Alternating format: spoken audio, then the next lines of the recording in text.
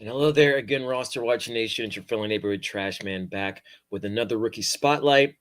Today I'm going to be talking about Danny Gray out of Southern Methodist University, right here in Texas.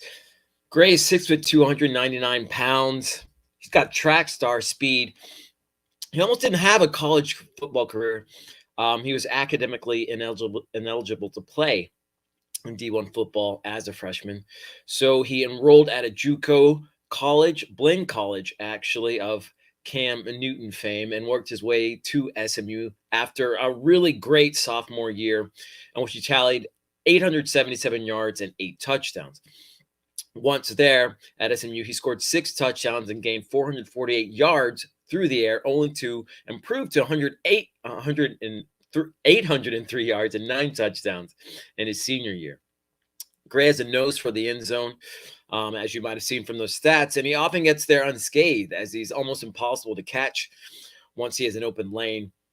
As a route runner, he's decent. His speed, his ability to change speeds often to throw off his defender is really uncanny, but it's after the catch that he becomes, really electrifying as a player.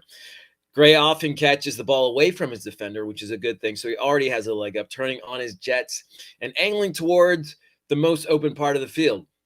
His straight line speed is impressive, but so is his quickness in tighter spaces. He can squeeze through traffic like a much smaller player would. Like I said, he's 6'2", almost 200 pounds. And though he isn't very physical, Gray has excellent contact balance for a player of his stature.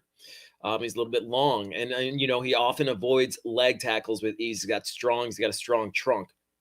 It almost goes without saying that the lack of physicality translates to his blocking, carries over to his blocking, rather, which is earnest but often ineffective.